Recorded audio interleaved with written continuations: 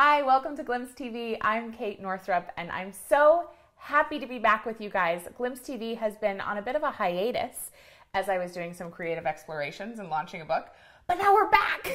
And I'm here with my really dear friend, Kris Carr, in her cozy home, and we're talking about stuff. Boundaries. Oh, yeah. Yeah, a little everyone. bit. Which is like, we're going to make that a more fun topic than you might think. And just some other helpful things around the holidays.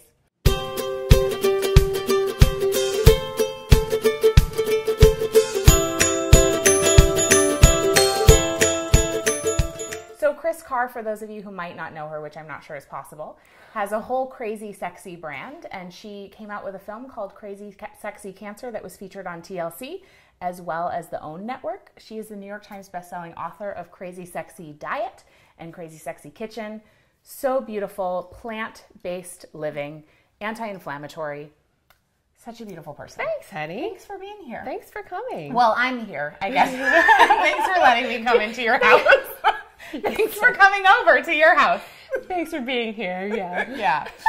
So you recently wrote a really beautiful blog about boundaries, and I don't remember what the subject line was, but I clicked right away.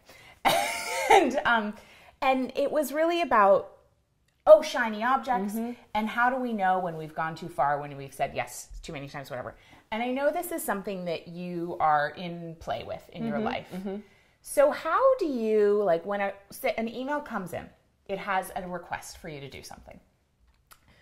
Is there a system that you go through to figure out whether that's a yes or not? Is it a body feeling? Like, what does that look like in your business? Or just actually in your life too? Yeah, well, I'm glad that you said that I'm in play with it, because I think all too often we assume that people out there that we follow and we read their blogs and we watch their videos have it all figured out. And oftentimes we don't. I write from a place of, I better write about shiny objects versus opportunities and boundaries, because it's something that I have had a hard time with in the past. And I can easily fall into that trap, especially around the holidays. Yeah.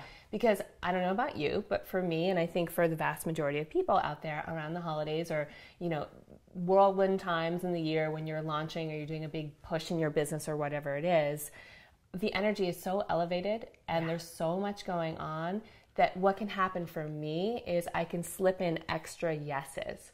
Because you're just like on that high. I'm on that high. My defenses are down. I'm like, yes, let me I'm please. excited already. More people. Yeah. And I think I become what I'm known as sometimes in my business as a yes Pez dispenser.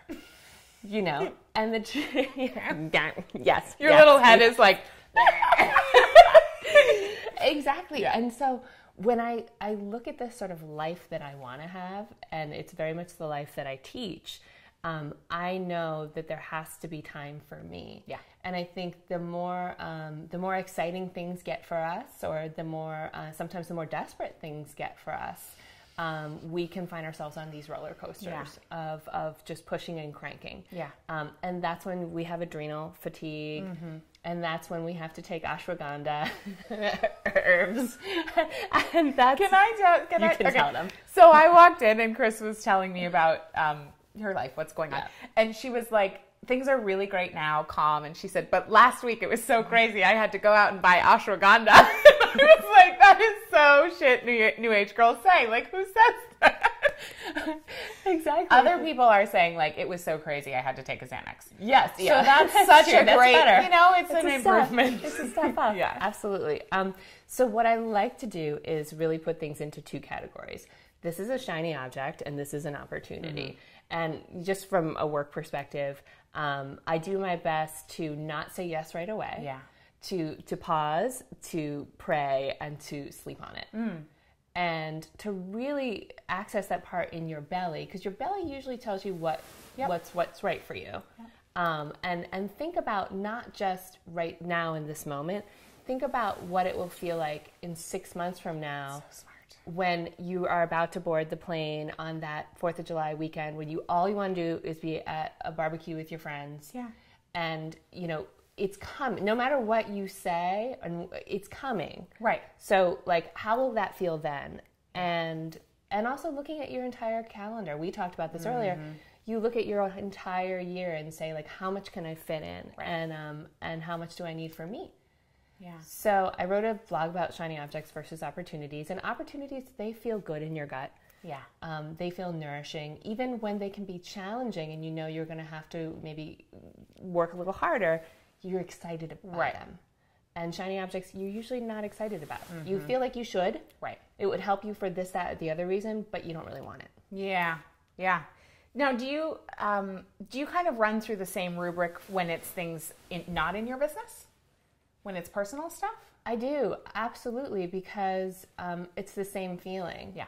For me, whether or not I want to get on a plane or whether I want to go and spend a Friday night out with this group of people, and I might love them, but truthfully, a Friday night that I want to be watching my shows. Yeah. You know what I mean? So speaking of which, what are your non-negotiables in your life that are just like, no matter what shiny objects or opportunities are coming by, like this has to happen, so everything else is going to have to fit around it? That's great. You know, they're pretty simple and very practical. So green juice. Yeah.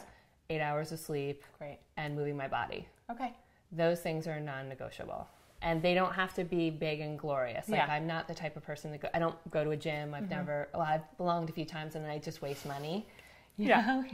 You sign up out of desperation. Belonging and going are two very different. Very different. So that they're that practical for me. Cool. They're non-negotiable. I love that. So for you right now, like, what are you working on that just feels really exciting?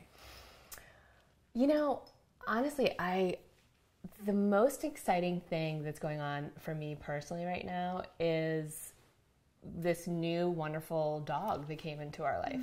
And for those of you who don't know, basically my husband and I went on a hike, and I've been wanting a second dog for a long time. I'm a huge animal lover. If you know anything about Kris Carr, we do animal adoptions every week in our newsletter. And beautiful. I had been putting it out there for a long time that I wanted a second dog. Yeah. But Brian wasn't ready.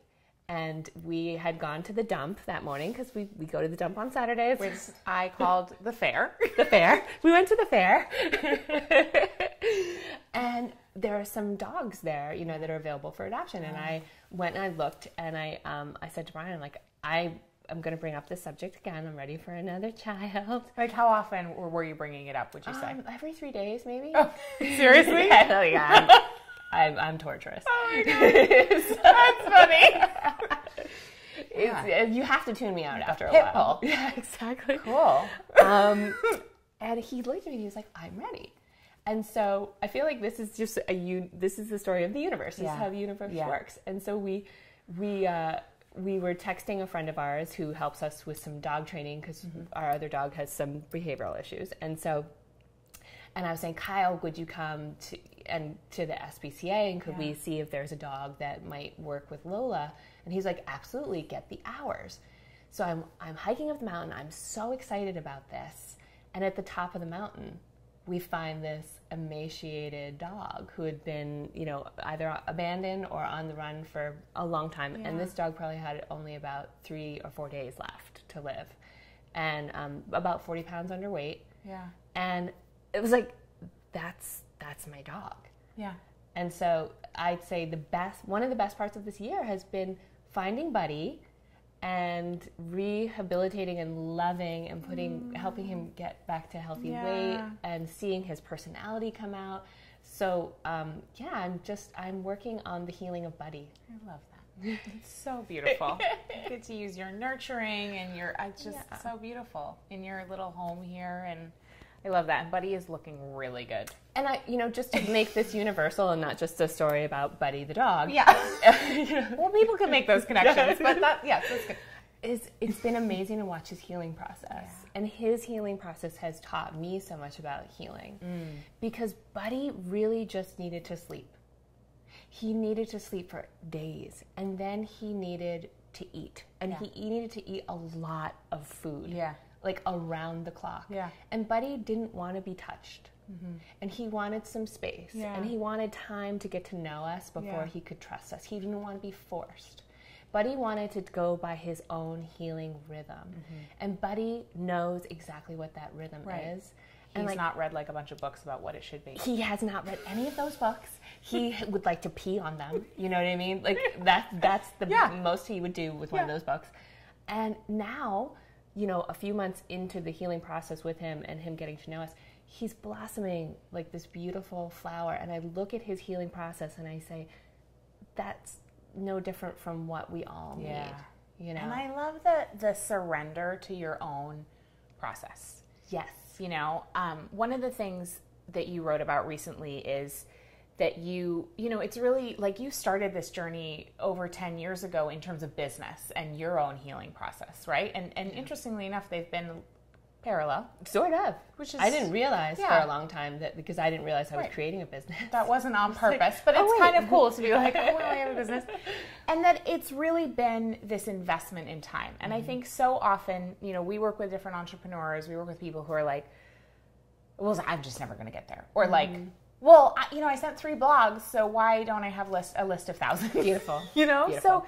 So watching Buddy in his healing journey, I think that there's some connections too about how we grow businesses and how we surrender to the timing of things. So as a competitive type of ambitious woman, which I know you are, it's kind of like, I didn't know that about you, but it was super funny when you told me about, we were at the Tapping Solution book launch. Yeah.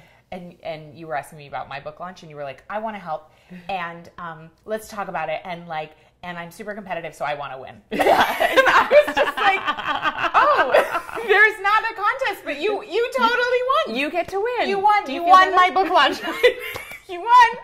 And you were like, okay, thank you. So I know those things about you, which I could imagine could lead to some impatience. Yes, very much so. Yeah. So what do you do when that comes up, when you want something to be going faster, or you want like more sales, or to be writing faster, or just anything like that? That's a wonderful question. Somebody asked me that recently, said in a different way, which is like, it's one of the biggest mistakes we as entrepreneurs can make. And I think you spelled it out by basically saying that we can't force things and we can't expect everything to happen overnight. And it's like when you're working in a garden, I started a garden this year, and you don't lean over the kale and scream at it, you know, and say, grow, you son of a mother, you know, that doesn't do anything. No, it doesn't. When you come at anything... Probably pisses the kale off. It pisses the kale off. When you come at anything with violence, nothing bountiful is produced. That is a good quote. When you come at anything with violence, nothing bountiful is produced. Yeah. With violence, not at violence. Yeah, exactly. Whatever. And that was good. Don't be violent. That's the quote. You know, don't be violent. Thank you. And I think that I was coaching someone recently who said, you know, I started this business and it's been 9 months and I don't like the way it's going because I'm not leading all the telesummits. I don't have hundreds of people at every lecture. You know, I'm not packing all of my, programs. Right. And I was like, really? Okay, well, here's why that's not happening, because you're completely impatient. Yeah. You know, and 9 months is like... It's nothing. Yeah. So I love the word surrender, and my word for 2014 is ease. And I know that all abundance comes from ease. It does. It does. It's so good. Like, I mean, just like in yoga, you know, when we open up, we can breathe more deeply. That's abundance. Yeah. Yeah. No, that's good. So, so you are releasing a course right now. Yes. And it guides people through some of those exact things so that when they come across certain things like needing to write a book proposal or figuring out how to do this or that. What do you think? It's called the Spotlight Crash Course, and I'm very excited to go through the material. And Kris wore her superstar elbow pads in order to be on theme with that. Because you are such a superstar. Well, I know. And this isn't what I was going to ask, but this just popped into my head. So your background is in performing, musical theater. I actually did not know the degree to which you are a dancer until we were at Gabby's wedding together. And I was like, Kris Carr can shake it. Like, I was really like, you're a really good dancer. Thank you. Yeah. I was like, okay. So, and that was your background, dancing, performing, acting, singing. Was that something from the time you were little that you wanted to be in the spotlight, or did that happen by accident? Because now you are, even though you're not doing it on stage. Well, yes, you are, but like, you know what I'm trying to ask. Don't you? Yeah, I do, and Okay. it's great. It's such a great. I love telling stories. So as a child, I was very shy, But my way of coming out of my shell was to dance or to sing or to act. Yeah. And those are the stories that I was comfortable telling. When it was my turn to speak just as Kristen, which is my name, I would clam up. Yeah. But if you give me somebody else to be, I would come out. And then, over time, the transformation was, hey, I want to tell my own stories. Yeah. And that's when performing kind of went to the wayside. And, So you love to tell stories. So that's what you do. Yeah. You tell your stories. I tell my stories. And Buddy's story. And Buddy's stories. And sometimes Lola's. And the stories of vegetables. I love it. I love it. You know what? That's a really helpful shift for me. Because as I told you, I have a very mixed relationship with the whole idea of spotlight and being known for things. I'm very uncomfortable, but it's fun at the same time. So cool. Love that. Love that. So 2 more questions. One is, what are you doing in your life right now that you're scared of, but you're doing anyway? Oh, wow. What am I doing in my life right now that I'm... Well, I think it's scary. I mean, this might sound cliche because there's not one specific thing that I'm doing that I feel like, wow, that's terrifying and it's really stretching me. I think it can be scary to put yourself out there and be vulnerable. And all the time. And so all the time. I've been doing this for years now, but it doesn't mean that there isn't some excitement or energy or sometimes anxiety around it. And that's okay. Yeah. For me personally, it's not like I've arrived anywhere and I can look back on the former self and be like, oh, darling, if you only knew. Of course, there's certain things that I can look back on, but I think that it is electrifying to be bold enough and courageous enough to use your voice and to share your truth and to tell your stories from a vulnerable place with the hope that somebody will be moved and potentially transformed when they take their own action, the right action that's right for them. And you can call it electric, you can call it energy, you can call it tingles, you can call it fear, you can call it, exuberance. It's just this force within that I feel when I'm putting my ass on the line.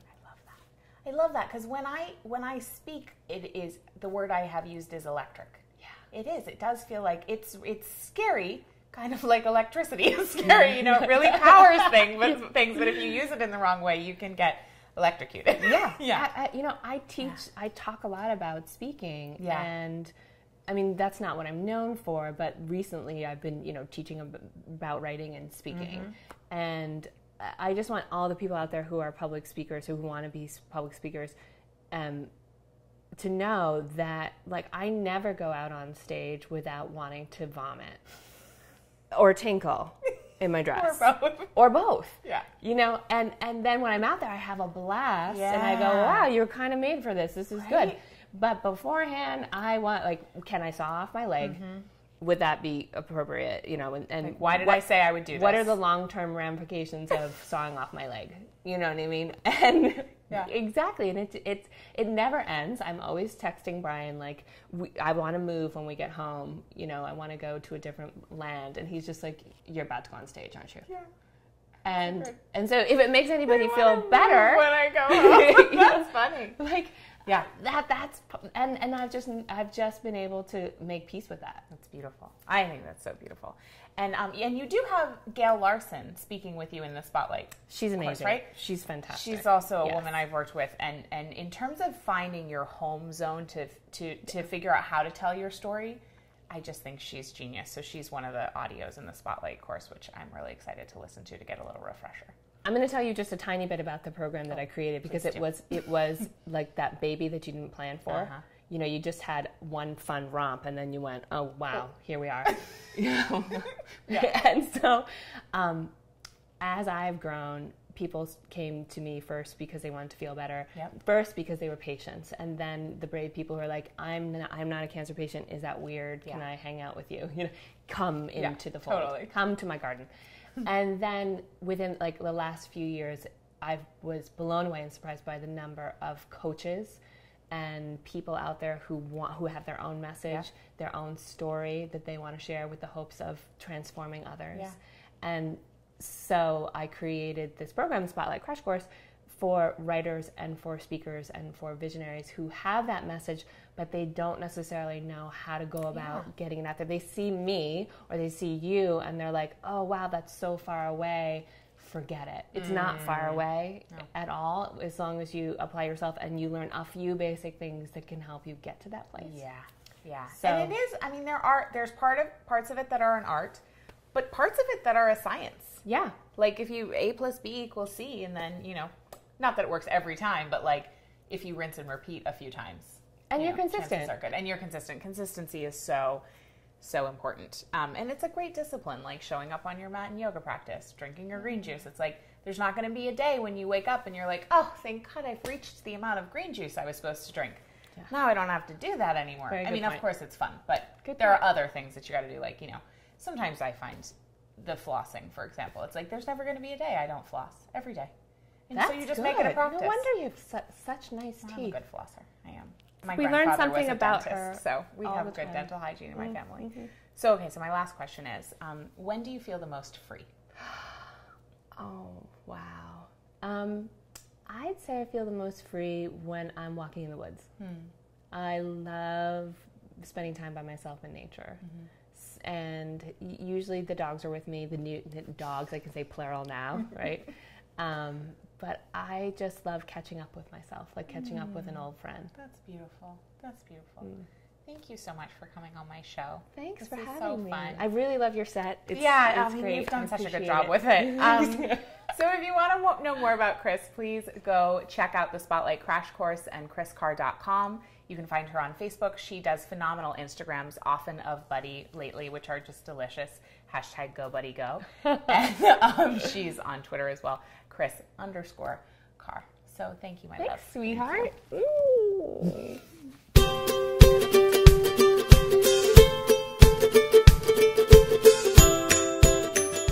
I wish I could do that. No, you don't. I just do this.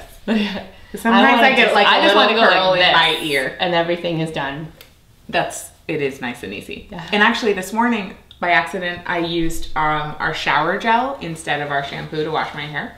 And I think it made it curlier than usual. So I think I have a beauty breakthrough this morning.